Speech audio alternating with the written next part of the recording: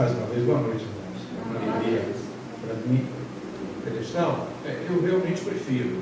Eu fico mais livre. Isso vai dar, né?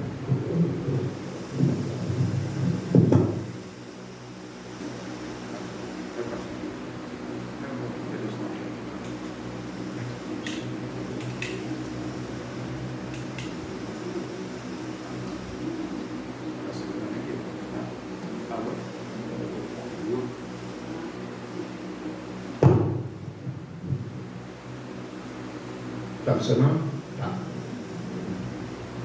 Mais uma vez, boa noite. É uma alegria para mim estar de novo com vocês aqui.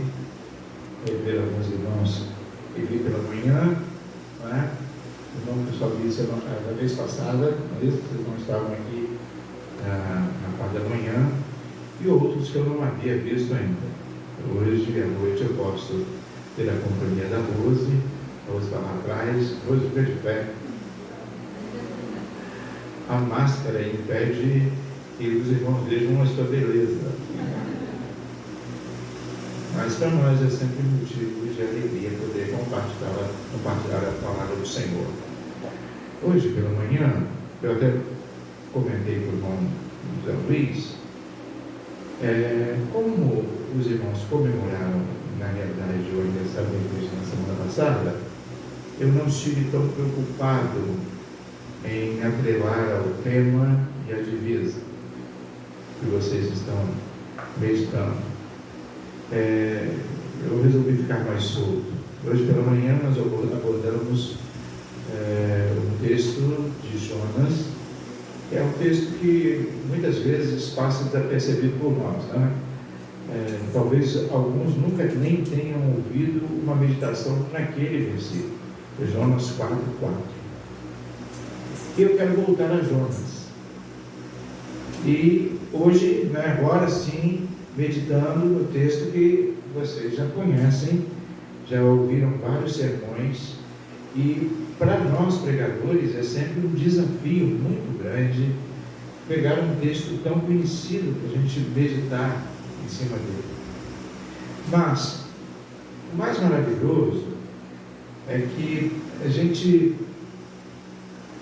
não chega a ser uma surpresa, né? A gente fica maravilhado como que a gente pode ouvir tantos sermões, tantos ensinos, tantas meditações no mesmo texto, e a gente sempre aprendeu uma coisa nova na palavra do Senhor.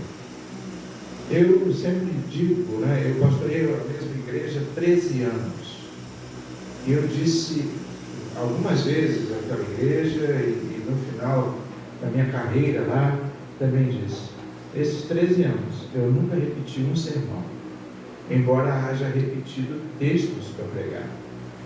Eu já preguei o mesmo texto algumas vezes, eu prego desde meus 15 anos, e eu tenho mais de 20 anos, podem acreditar, né?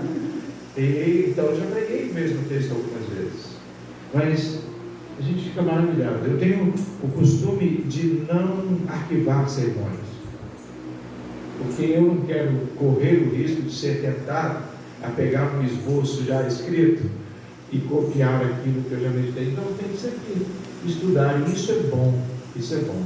Então nós vamos abrir a nossa Bíblia em Jonas, capítulo 1. Jonas, capítulo 1.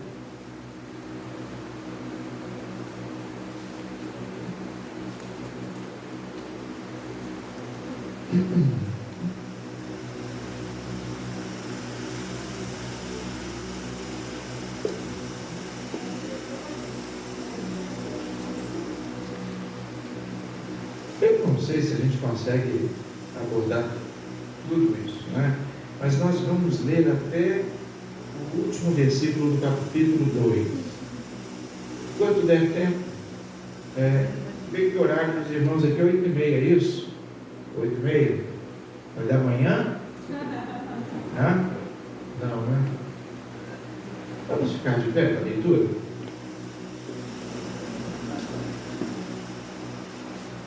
Todos acharam? Ainda não?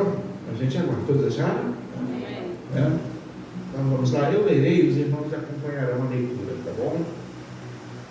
Se alguém tiver aí com a Bíblia no celular, então não vai abrir, vai acessar, não é? Agora é chique, né? E veio a palavra do Senhor a Jonas, filho de Amitai, dizendo: levanta-te e vai à grande cidade de Nínive e clama contra ela, porque a sua malícia subiu até mim. Ou talvez em alguns textos, algumas versões, esteja: a sua maldade subiu até mim. E Jonas se levantou para fugir de diante da face do Senhor para Tarsis, e descendo a Jope, achou um navio que ia para Tarsis, e pagou, pois, a sua passagem, e desceu para dentro dele, para ir com eles para Tarsis, de diante da face do Senhor. Mas o Senhor mandou ao mar um grande vento, e fez-se no mar uma grande tempestade, e o navio estava para quebrar-se. Então remaram os marinheiros, e clamava cada um ao seu Deus, e lançavam no mar as fazendas que estavam no navio para aliviarem do seu peso. Jonas, porém, desceu aos lugares do porão e se deitou, e dormia um profundo sono. E o mestre do navio chegou-se a ele e disse-lhe: que tens, dormente? Levanta-te, invoca o teu Deus, talvez assim Deus se lembre de nós, para que não pereçamos. E dizia cada um ao seu companheiro: vinde e lancemos sortes, para que saibamos por que causa nos sobreveio esse mal. E lançaram sortes, e a sorte caiu sobre Jonas.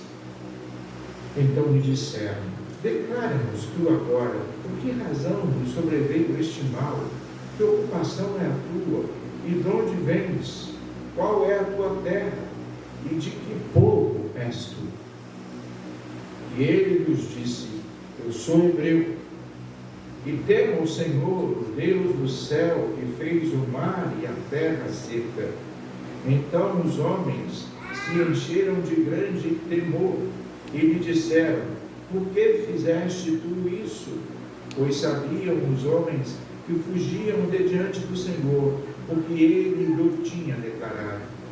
E disse-lhe: que te faremos nós, para que o mar se acalme? Porque o mar se elevava e engrossava cada vez mais. E ele lhes disse: levantai-me e lançai-me no mar, e o mar se aquietará, porque eu sei que por minha causa os sobreveio esta grande tempestade. Entretanto, os homens remavam, esforçando-se por alcançar a terra, mas não podiam, porquanto o mar se ia embravecendo cada vez mais contra eles. Então clamaram ao Senhor e disseram: ah, Senhor, nós te rogamos, e não pereçamos por causa da vida deste homem, e não ponhas sobre nós o sangue inocente, porque tu, Senhor, fizeste como te aprouve. E levantaram Jonas e o lançaram no mar, e cessou o mar da sua fúria. Alguém pode dar um pouquinho do agudo do microfone? Temeram, pois, estes homens ao Senhor com grande temor, e ofereceram sacrifícios ao Senhor e fizeram votos. Desculpem, irmão, mas está difícil para eu conseguir ler aqui. Deparou, pois, o Senhor um grande peixe para que tragasse a Jonas, e esteve Jonas 3 dias e 3 noites nas entranhas do peixe. E orou Jonas ao Senhor seu Deus das entranhas do peixe, e disse: na minha angústia clamei ao Senhor, e ele me respondeu do ventre do inferno. Gritei, e tu ouviste a minha voz. Porque tu me lançaste no profundo no coração dos mares, e a corrente me cercou. Todas as tuas ondas e as tuas vagas têm passado por cima de mim. E eu disse: lançado estou de diante dos teus olhos, todavia tornarei a ver o templo da tua santidade. As águas me cercaram até a alma, o abismo me rodeou, e as algas se enrolaram na minha cabeça. Eu desci até os fundamentos dos montes, os ferrolhos da terra se correaram-me sobre mim para sempre. Mas tu livraste a minha vida da perdição, ó Senhor meu Deus. Quando desfalecia em mim a minha alma, eu me lembrei do Senhor, e entrou a ti a minha oração no templo da tua santidade. Os que observam as vaidades vãs, deixam a sua própria misericórdia. Mas eu te oferecerei sacrifício com a voz do agradecimento. O que votei, pagarei. Do Senhor vem a salvação. Falou, pois, o Senhor ao peixe, e ele vomitou Jonas na terra. Senhor, Espírito Santo, nós te agradecemos a tua palavra. E agora te pedimos que tu nos ilumines para que a compreendamos e que tu nos socorras para que a apliquemos à nossa vida. Em nome de Jesus é que nós te pedimos. Amém. Amém. Podem sentar-se, irmãos.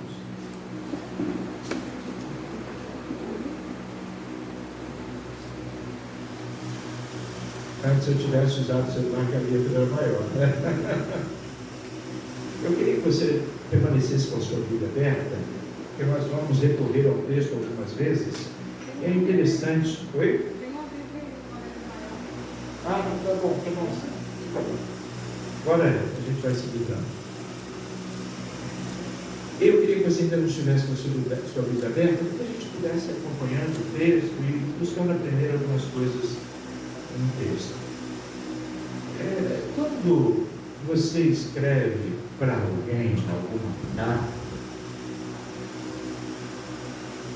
quando você tem um pensamento que quer reforçar, você costuma usar uma palavra ou determinada palavra mais de uma vez. As palavras repetidas no texto mostram a ênfase do texto, mostram a ênfase do pensamento do escritor, não é isso? Logo de cara, você conseguiu observar alguma palavra repetitiva no início desse texto, principalmente no capítulo 1?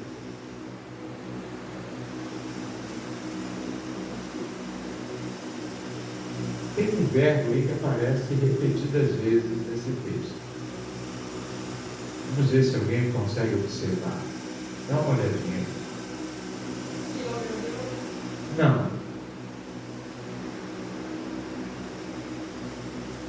Observa aí, sai contando quantas vezes o verbo descer aparece nesse texto.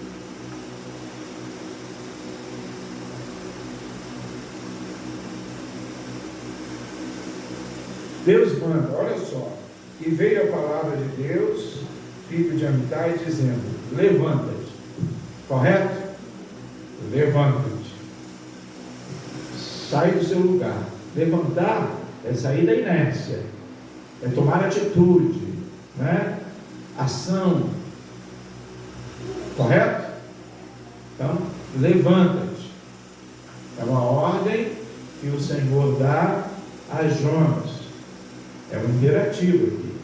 É uma ordem. Agora vamos continuar lendo o texto. Veja só. Levanta-te, vai à grande cidade de Nínive e clama contra ela, porque a sua maldade subiu até mim. E Jonas se levantou. Se levantou para quê? Para fugir. Se levanta. Ele obedeceu? Não, ele agiu para desobedecer. Desobedecer ao Senhor. E veja só o que começa aqui. E levantou-se para fugir de diante da face do Senhor para Tarsis. E, descendo a Jope, achou um navio que ia para Tarsis. Pagou, pois, a passagem e desceu para dentro dele, para ir com eles para Tarsis, de diante da face do Senhor. Mas o Senhor mandou o mar um grande vento, e fez no mar uma grande tempestade, o navio estava para quebrar-se. Então temeram os marinheiros, e clamava cada um ao seu Deus, e lançavam no mar as fazendas que estavam no navio, para o aliviarem no seu peso. Jonas, porém, desceu aos lugares do porão, e se deitou e dormia um profundo sono. E mais adiante, quando ele foi lançado ao fundo do mar, ele foi lançado ao mar, ninguém é lançado para cima, é lançado para baixo, né? Está no navio e vai ser lançado para baixo. Foi lançado ao mar, novamente ele torna a descer. Depois ele é engolido por um grande peixe. Ele vai para onde? Para o fundo, para o ventre do peixe, que vai para onde? Para o fundo do mar. Então nós vemos a caminhada de Jonas. Desce para Jope, desce para o navio, desce para o fundo do navio, desce para o mar, desce para o fundo do ventre do peixe e desce às profundezas do mar. Isso tudo por quê? Porque ele se levantou para fugir, se levantou para desobedecer. Eis a rota de todo aquele que desobedece ao Senhor: descer, descer, descer, descer, descer.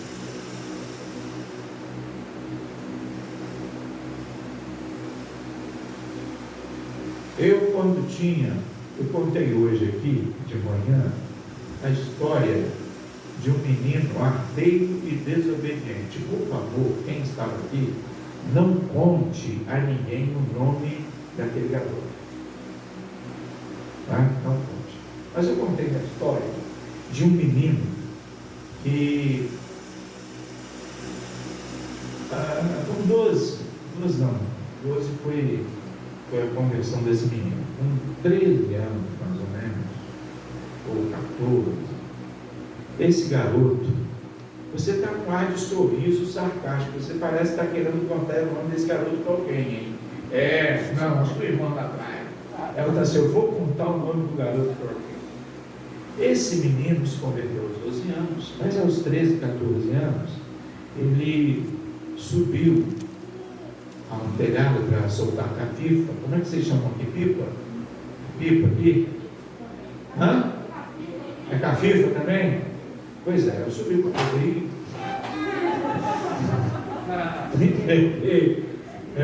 Eu não queria que ninguém soubesse que era eu, né? Mas, não, já que foi, né? Acho que foi o olhar dela que me chamou.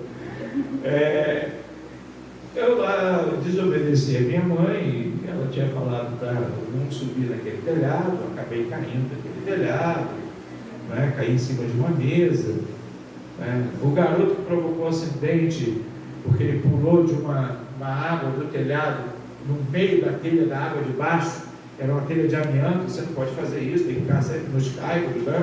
Ele pulou no meio da telha, eu estava sentado, caí sentado em cima de uma mesa que era usada para médico atender, né? Só que já estava desocupado, não havia ninguém lá. O irmão dele caiu, se machucou a cabeça. O garoto que provocou o acidente, ele caiu sobre as folhas de eucatex que estavam assim, nem arranhão teve. Eu quebrei o braço, minha mão veio parar aqui do lado, tive fratura exposta, quebrei a bacia e tive que ficar de repouso durante alguns dias, não sei quanto tempo, para poder cicatrizar. Como era garoto, era mais rápido, né? E eu tive a visita do meu pastor na época, o pastor Mauro Israel, que hoje já é falecido. E ele foi me visitar. E nessa época, eu já não tinha mais tanto prazer e alegria em estar na casa do Senhor. Eu estava meio frio na fé. E ele foi me visitar e tal, conversa vai, conversa vem. E ele me perguntou: como é que você está? Não sei se era sobre isso que ele estava falando, mas como o peso que estava nos meus ombros era tão grande, eu me entreguei logo. Eu respondi assim: eu estou perdendo forças. Eu estava falando com ele a respeito da minha vida espiritual. Eu estava me sentindo distante do Senhor, frio na fé. Eu lembro que nessa época eu ia ao culto, e o culto era louco, era chato, as músicas demoradas, a voz do pastor ia sumindo, e eu dormia.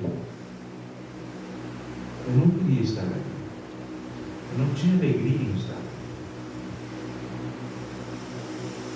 E o que eu ia sentindo era mais ou menos o que acontecia com Jonas. A minha vida ia caindo, caindo, caindo, caindo, até que eu estava no fundo do poço. Eu fui criado no Evangelho. Minha mãe e minha avó, principalmente minha avó, cantava hinos, e eu aprendi o 207, que é o hino dos embaixadores, 207, 237. Eu esqueci o número dele, né? Eu cantava de cor. Vários hinos eu cantava de cor. Eu não tinha mais alegria em cantar. Eu não tinha mais alegria em estar no domingo, junto com os irmãos da igreja, os jovens da minha época, os adolescentes da minha época. E é assim que todo aquele que faz, que vai de encontro, eu disse vai de encontro, não há um encontro, vai de encontro à vontade de Deus, começa a viver numa derrocada só, numa descida só, numa caída só, num tombo só. É por isso que nós, como igreja, devemos buscar cuidar uns dos outros, buscar aqueles que estão afastados e visitá-los, falar para eles da importância deles. Se estiverem fracos na fé, não critique, ame, procure, cuide, busque, cuide. Essa é a nossa função como igreja, como povo de Cristo. Nós perdemos muito tempo, às vezes, com coisas que não são edificantes, que não ajudam, mas que espalham e que separam. Jonas desobedeceu a Deus, e quem desobedece a Deus tende a fazer o quê? Fugir da presença dele. É impossível estar desobediente diante de Deus e não querer se esconder de Deus, porque a santidade dele incomoda. Se eu pegar um pano branco, não tem, mas se eu pegar um pano branco aqui,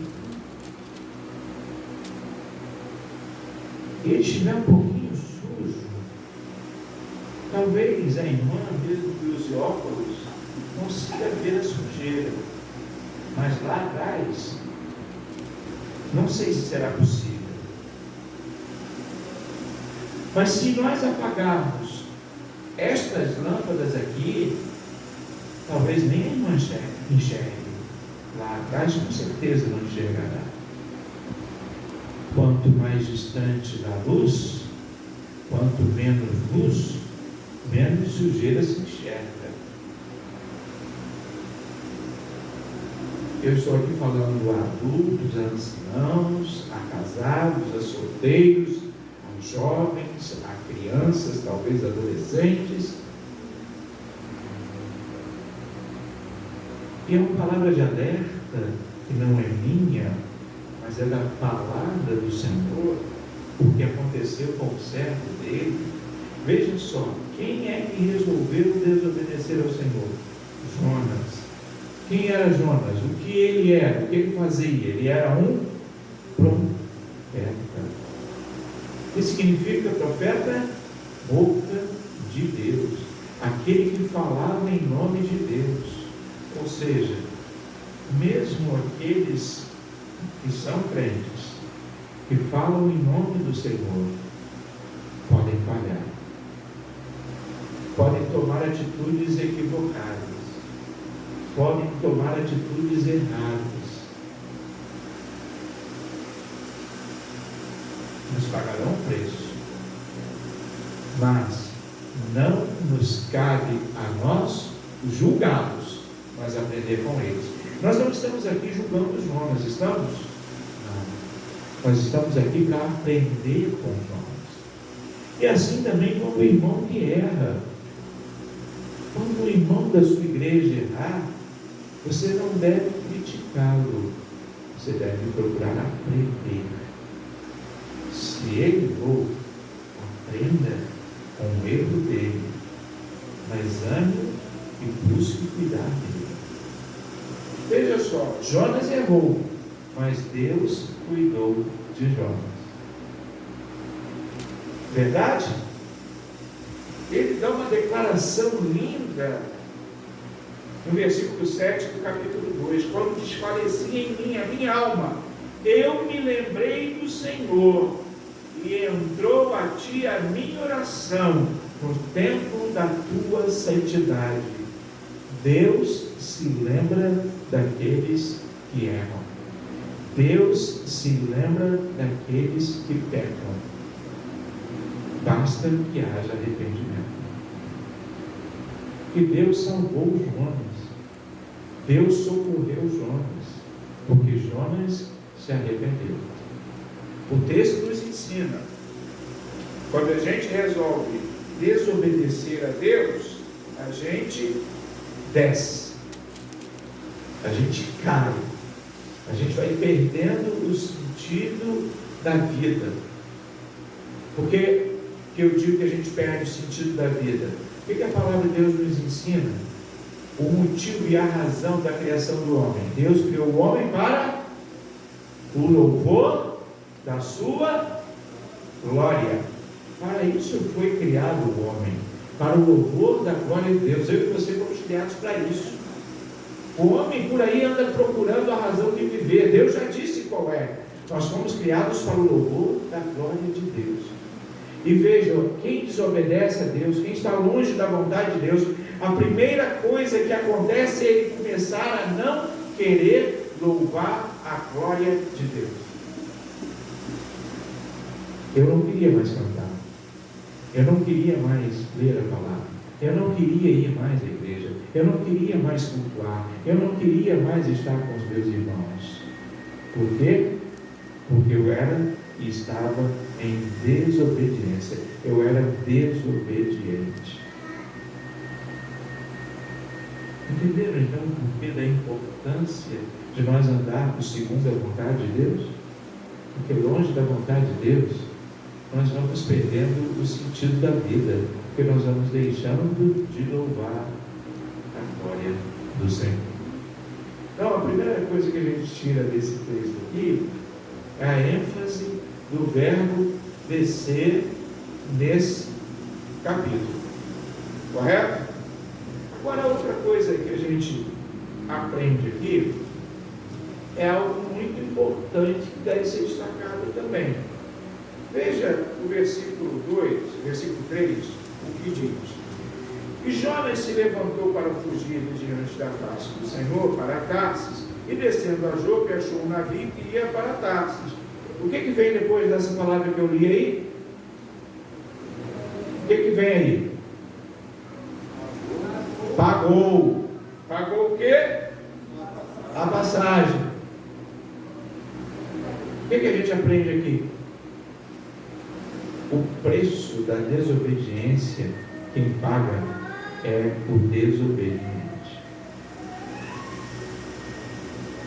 Se Jonas obedece ao Senhor, o preço era do Senhor. Mas para fugir, para desobedecer, quem pagou o preço foi Jonas. Não é isso que está aí? O preço da passagem foi Jonas. Eu paguei o preço da desobediência quando desobedeci a minha mãe. O que aconteceu? Caí, me esborrachei todo, podia ter morrido. Eu estava pagando o preço, estando longe do Senhor. A minha vida era uma vida sem graça. Eu era um jovem ainda, um adolescente de 13 anos. Mas sabe o que é viver sem graça? Porque quem vive longe do Senhor vive sem graça. A vida não tem sabor. A vida é insossa. As pessoas que andam por aí tentando viver uma vida longe de Deus e preenchendo essa vida com libertinagem, com bebedeira, com drogas, com farra. Aí você pode enumerar um monte de coisas. Está tentando dar graça à vida, mas continua vivendo uma vida sem graça, porque prazer não dá sentido à vida. Quem dá sentido à vida é a presença do Senhor em nós, que nos leva a louvar a glória de Deus. E fomos criados para isso. Então, quando você resolve desobedecer a Deus, fazer aquilo que Deus mandou você não fazer, cuidado. O preço da desobediência por sua conta. Eu vou falar agora aqui para jovens, eu não sei, né? Eu não conheço a igreja, hoje eu estou vendo uma parte maior da igreja, né? E eu vou falar a jovens que talvez estejam pensando em namorar, não sei se há noivos aqui. Eu também namorar, você logo orou por mim, né? Cuidado com quem você vai namorar e com quem você vai casar, porque namoro misto, casamento misto não é ideal de Deus para a vida do crente. Então, cuidado com quem você anda, cuidado. Tem uma outra parte importante que eu vejo aqui nesse texto, né? Aqui nós vemos que o preço da passagem, o preço da desobediência, quem paga é o desobediente. Há uma outra coisa importante que eu quero destacar aqui. Versículo 8. Depois que Jonas entrou para o navio e que o navio começa a navegar, o que acontece? Uma grande tempestade. E aqueles marinheiros começam a colocar as coisas todas do lado de fora do navio. Tiveram muito prejuízo. Provavelmente aquele era um navio mercante que carregava mercadorias para serem vendidas e tiveram um grande prejuízo. E tiraram a sorte para saber quem era o causador daquilo tudo, e a sorte recaiu sobre quem? Sobre Jonas. A culpa era de Jonas. E veja o que eu disse, aquele navio era um navio provavelmente mercante, carregavam mercadorias, e mesmo que não fosse, tiveram de jogar muita coisa fora para aliviar o peso do navio, e tiveram prejuízo, correto? Por causa de quem? Por causa de Jonas. Toda vez que você desobedece ao Senhor, toda vez que um crente desobedece ao Senhor, ele vai causar um prejuízo a alguém. certamente ele causará prejuízo a alguém. Seja pelo motivo básico de quando você está em desobediência ao Senhor, você perde toda a autoridade de falar no Evangelho, você deixa de compartilhar do amor de Deus com alguém. Quer maior prejuízo do que esse? Quando você deixa de falar do Evangelho a alguém, você está dando um prejuízo que pode ser um prejuízo eterno a alguém que deixou de ouvir o Evangelho através de você. Toda vez que você desobedece ao Senhor, que você deixa a vontade de Deus de lado, você vai causar prejuízo a alguém. E a gente poderia enumerar um monte de coisas aqui, mas você é muito capaz de imaginar, ou de se recordar e de saber que tipo de prejuízo você já deu a alguém quando desobedeceu ao Senhor. Quando se está longe do Senhor, peca-se, famílias são prejudicadas, relacionamentos são prejudicados, igrejas são prejudicadas, igrejas são afetadas, pessoas são afetadas. São prejuízos causados por alguém que não fez, que não andou de acordo com a vontade de Deus. Já parou para pensar nisso? Quanto prejuízo? Olhando mais à frente o texto, nós vemos, só no versículo 8, depois da sorte haver caído sobre Jonas, veja o versículo 8, então me disseram, declara-nos tu agora, por que razão nos sobreveio este mal? E aí começa, que ocupação é a tua? De onde vens? Qual é a tua terra? Qual é o teu povo? Um monte de perguntas, correto? Perguntas boas, importantes? Sim. Perguntas importantes, mas feitas fora de hora. Essas perguntas tinham que ter sido feitas pelo capitão do navio, antes de Jonas haver embarcado naquele navio. Se eles houvessem perguntado quem era Jonas e o que ele estava fazendo ali, e não tivessem deixado ele entrar no navio, a vida deles não estaria em risco. E aí, a gente pode aplicar isso à vida da gente. Quantas vezes nós deixamos pessoas entrarem na nossa vida, entrarem no nosso relacionamento, entrarem no barco da nossa existência, entrarem na nossa família? Quantos casamentos são feitos sem que perguntas importantes sejam feitas? Quantas pessoas se relacionam com outros sem saber quem elas são? Qual é o seu interesse? Quem é você? De onde você vem? Quem é o seu Deus? A quem você serve? A respeito de que você pensa? E a gente sai se relacionando com todo mundo, coloca algumas pessoas para dentro da casa da gente, para conhecerem a intimidade da casa da gente, da vida da gente, sem saber quem elas são. Namoros, mais uma vez os jovens, não é? Não namore ninguém sem saber quem ele é ou quem ela é. Eu lembro, quando comecei a namorar, quem é? É crente? Conhece a família? Era um rapaz. Mas é importante a gente saber quem a gente vai colocar dentro da vida da gente, com quem a gente vai se relacionar. Se é crente, se não é, se serve ao Senhor ou se não serve. Não deixe ninguém embarcar no seu barco sem saber quem seja. Viram o prejuízo que eles tiveram porque deixaram entrar no navio um desobediente? Alguém que fugia do Senhor? O prejuízo que tiveram? O risco que correram? Sociedades são feitas sem se saber com quem.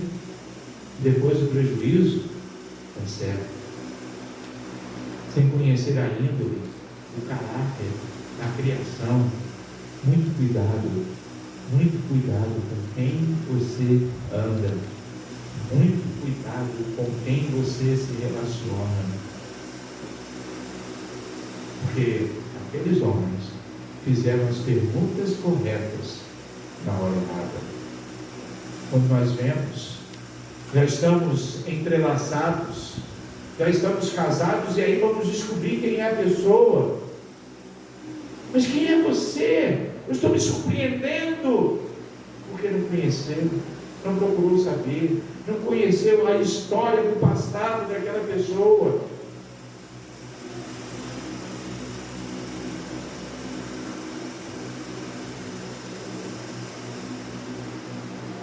Muito cuidado. Pessoas que frequentam igrejas e brigam aqui, e saem, vão para outra igreja, e brigam lá, e saem, vão para outra igreja, e brigam lá, e a culpa é sempre da igreja, sempre da igreja, sempre da igreja. Cuidado com quem nós vamos receber dentro da igreja. Vocês estão com pressa de crescer, ou querem crescer por saúde? Então, cuidado. Saiba ser crente. Veja, se se converteu aqui, acompanhe, alimente, né? Dê bom alimento, cuide. Muito cuidado. Não tenham pressa.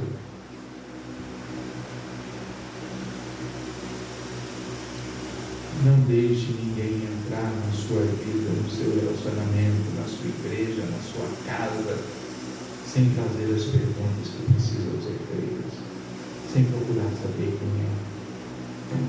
Vocês, daqui a um pouco, não sei quanto tempo, vão entrar no processo de sucessão pastoral. Procurem saber quem é. Procurem saber quem é. Não tenham pressa. Eu já andei participando de alguns processos aí. Eu achava estranho. Nunca foram à igreja que eu pastoreei para saber quem eu era.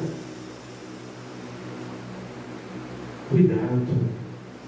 Pergunte. Sonde. Conheçam a família. Procure saber como é que são os filhos. Se são crentes, se não são. Não deixem ninguém entrar na vida da igreja de vocês para pastorear vocês, sem que vocês saibam quem é. Amém, igreja? Amém. Tenha cuidado. Não tenha pressa.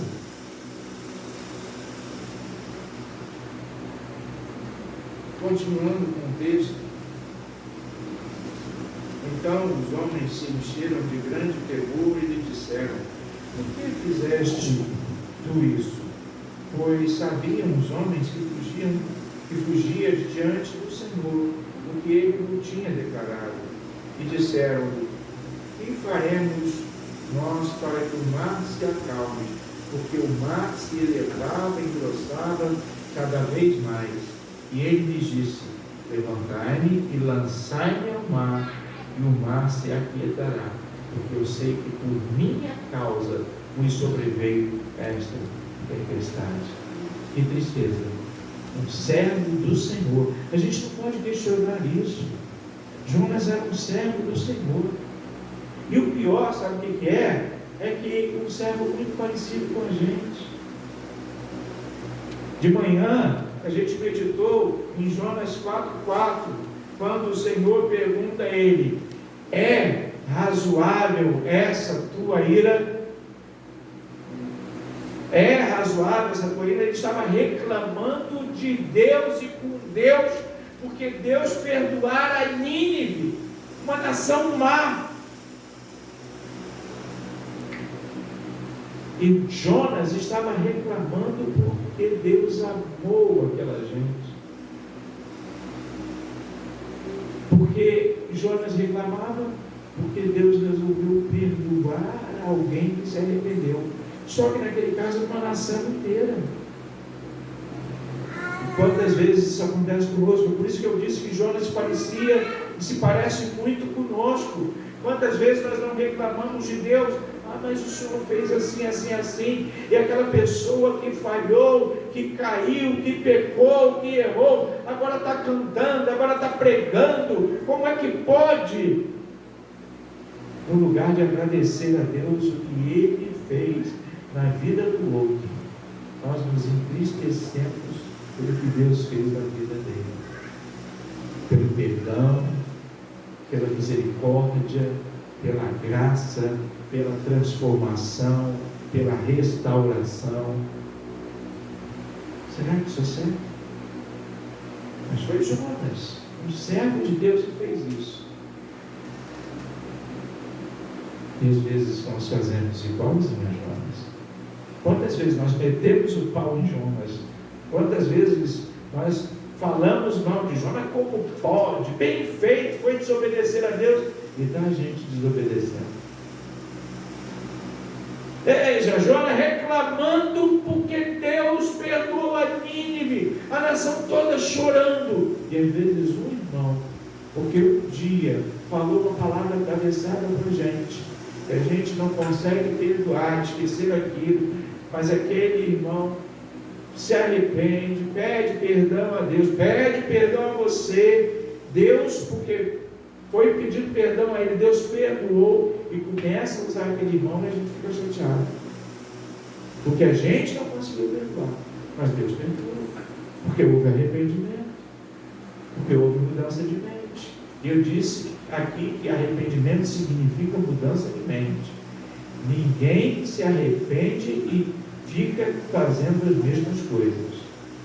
Mudança de mente significa mudança de atitude, mudança de pensamento. Aquilo que era certo já não é mais certo, é errado.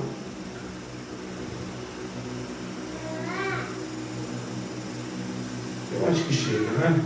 Não vai dar para a gente abordar o tempo todo, mas eu creio que a gente pode parar agora, fechar os olhos e pedir a Deus para falar o nosso coração. Certo é que Ele já tem falado. Baixe sua cabeça, feche os seus olhos, todos nós. Por quê? Para que a meditação nesse texto serviu na sua vida? Qual aspecto que serviu na sua vida? Tem alguma coisa que serviu para você? Tem alguma coisa que você precisa acertar? Tem alguma atitude que você precisa mudar? Tem alguma coisa que você precisa fazer? Alguma mudança de direção? E quando eu falo de atitude que você precisa tomar, eu quero saber, tem alguém que você precisa procurar para pedir perdão? Tem alguém que você precisa procurar a quem você não concedeu perdão e você precisa procurar para dizer, olha, eu te perdoo? O que Deus falou no coração? Porque se você não perdoa, você está em desobediência a Deus. E quando você lê e recita a oração do Pai Nosso, você se lembra que você pede perdão na mesma medida que você perdoa as pessoas? Então, se você não perdoa, você não é perdoado.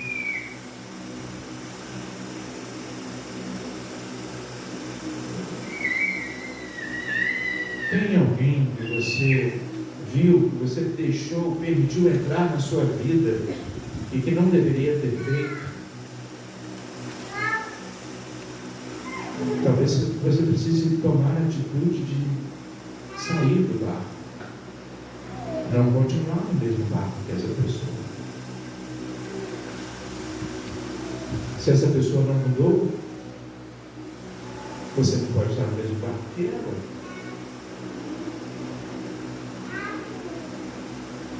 Eu não sei se tem alguém aqui que esteja se sentindo frio na fé.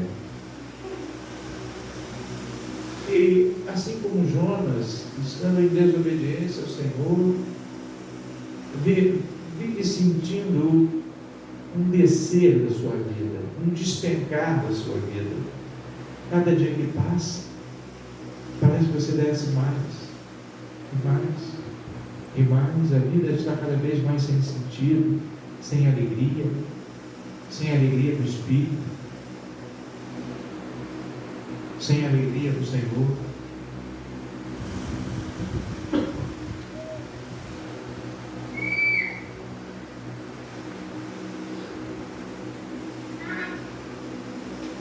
E hoje talvez seja a oportunidade de você dizer para o Senhor: Senhor, torna a me dar a alegria da tua salvação.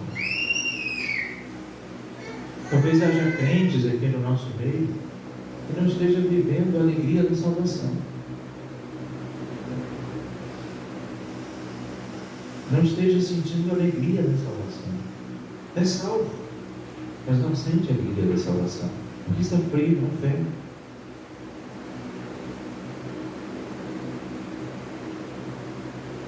E eu quero perguntar se há alguém por quem eu deveria orar essa noite. Alguém queira pedir que eu ore por você, por sua vida espiritual. Alguém que precise que eu ore, pedindo ao Senhor encorajamento para que você tome uma decisão.